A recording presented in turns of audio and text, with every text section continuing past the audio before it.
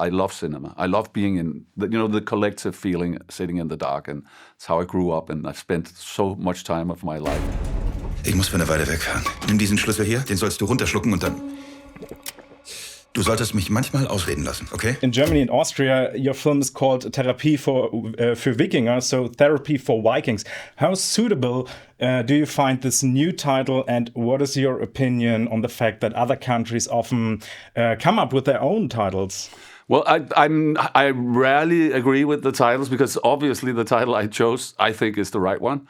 But I have full acceptance of that's how it is, and sometimes you have to know and understand the culture better. So I'm sure it's Therapie für Wikinger is a better title in Germany, but I personally prefer The Last Viking. In an interview, you said something like that the idea for the film is based on the fact that people spend a lot of time trying to figure out who they are. Did you find an answer for yourself while researching this question, and what is it? For who I am? Yeah. Oh, but I've been spending, and I'm gonna spend my whole life doing that. I think that is, and also the funny thing is, it's as if we believe that there's like an end to it. That now you are this, but life you constantly change. Life is phases. So you are one now. 20 years from now, you will.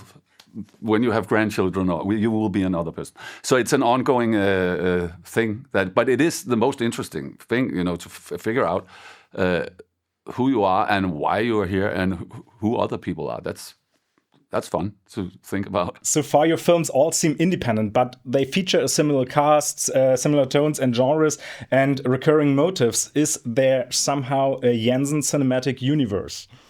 Well, I try not to think of it that way because that's just I know there probably is. I try to do the films as I just do the movies I would like to see myself, and I think I'm not afraid of doing. I like to build on other stuff we've done, and obviously I like to use the same cast. So there are probably some things that. But it's funny, you always get this, and sometimes people are like, why do you use the same actors? But if I had been a band, nobody would ask you why is Ringo still playing the drums? Not to compare to the Beatles, but but to any band, it's as if in films you have to reinvent and do the same. People want the same but reinvent it. But there's something really nice with these actors because I think they're the best. So I'll keep on using them. Talking about the cast, you've been working with Mads Mikkelsen, Nikolai Lee Kaas, and Sophie Grabøll. I hope I pronounced them correctly. No, not really, but it's okay. Sorry. Now for over 25 years now. And how has working on set changed? And how is it that you all keep coming back together? I mean, Mads is particularly very involved internationally now, and I think it's very hard for you. Well, I think it's. The first thing we did, Flickering Lights, it was as if somebody just gave us the keys to Daddy's car, and nobody knew what we were doing. So I think but that tone and that it was like a summer camp, and I think my foremost job is writing. So I write for other directors, and every 5th or 7th year I'll do a movie, and I'll call them, and they have become hugely successful And so I think we all agree if the story is there, if we agree and this is a good story, I think we all like to. The shooting is like 7-8 weeks, and we'll go. It's like a summer camp for 7-8 weeks where we just meet up and do it. And I think everybody really likes it. I know they do. So it's nice, but it's not something we do take it very very seriously, and they will tell me it's not there yet, the script, if it's not ready, and the guys. So it's we're trying our best to do our best. That sounds so great. Have you ever thought about what would have happened if you had never met Mads and Nikolai, or if you have never made Flickering Lights together? No, I don't know if I. No, I haven't. I'm not as concrete as that, but it's of course. But if you go down that path, there's so many things in life that would turn out differently. I could just say I'm really glad I did. So, talking about the humor of Therapy for Vikings, We were recently told in an interview that humor can do anything. In your film, you balance humor and seriousness very sensitively. Would you agree with this statement, or should there be a limit? I find it hard to see how can you put a limit on humor. I know that there are some groups that say you can't. That there are certain, certain ethnicities, races, and if you can't make fun of that and that and that, which is quite. I mean, for me, that would be stigmatizing groups. I mean, of course, you can make fun. You can include everybody in humor, as long as you do it in a I mean. It's also as this people say, "Can you can't make fun of?" But I never see it as making fun of. It's including it in it when you're telling a comedy in a humorous way. You're including everybody, and I think there's room for. I would hate myself to be part of a group that you couldn't include in a comedy. I would be really mad. So, yeah. So I think yes, of course there is something with time. There's some issues that you probably have to wait. I'm not going to give you examples, but you can figure them out yourself, like huge tragedies and stuff. You sometimes a couple of years has to pass before you use it in a humorous way. It's a bit part of my next question. Humor has changed significantly in recent decades and is now more than ever at the center of a generational conflict. To what extent are you influenced by such social and linguistic developments? Well, not. I mean, because I don't think it has changed. I mean, you can see it has changed in there are certain groups, but listen, humor is older than.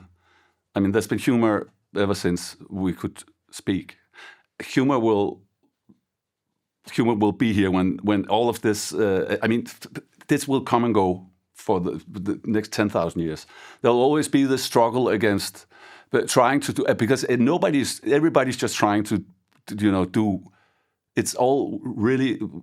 It's the best intentions that creates all these conflicts because everybody just wants to protect each other and others, but.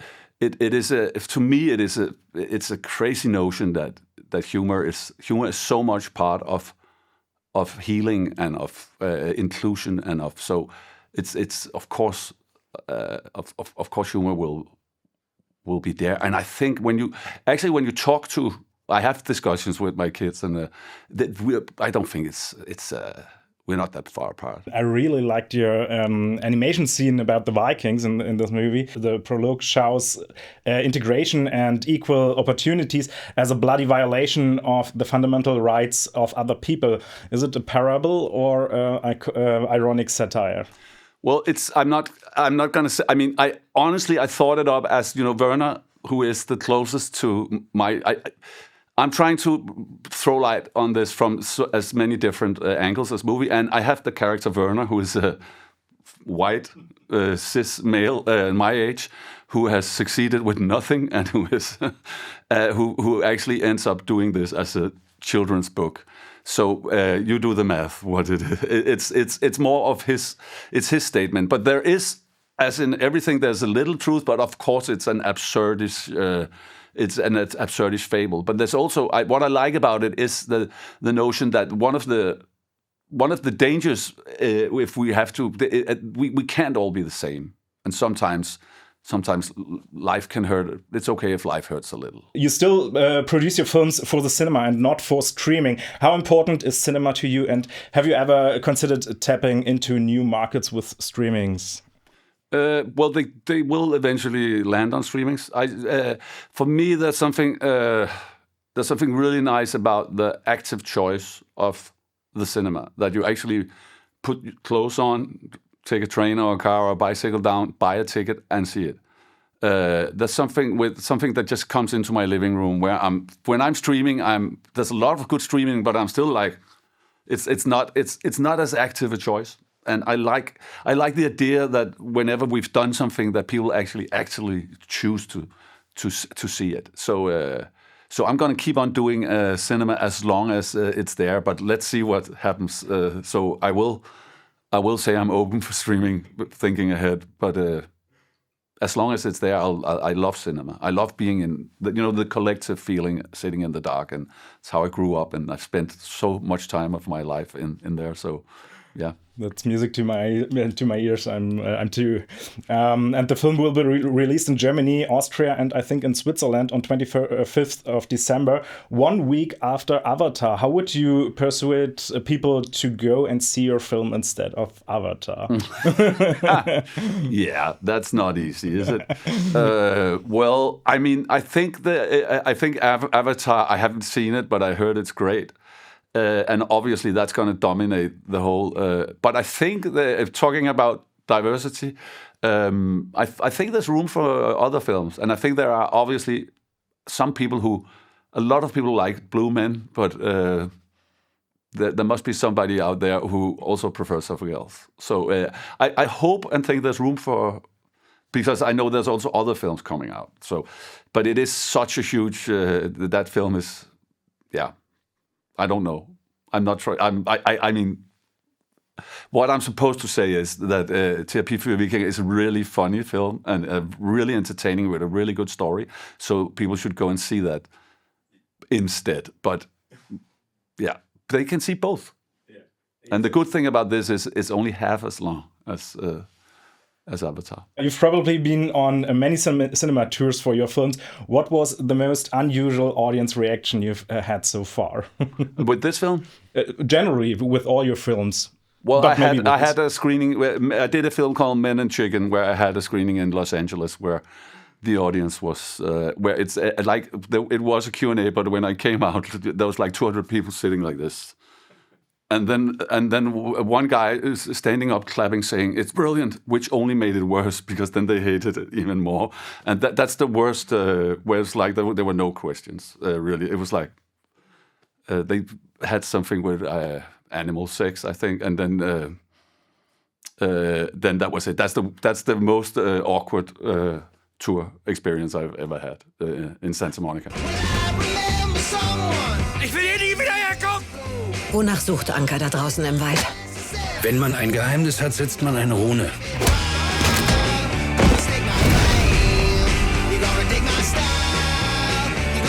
Ich will eine ehrliche Antwort.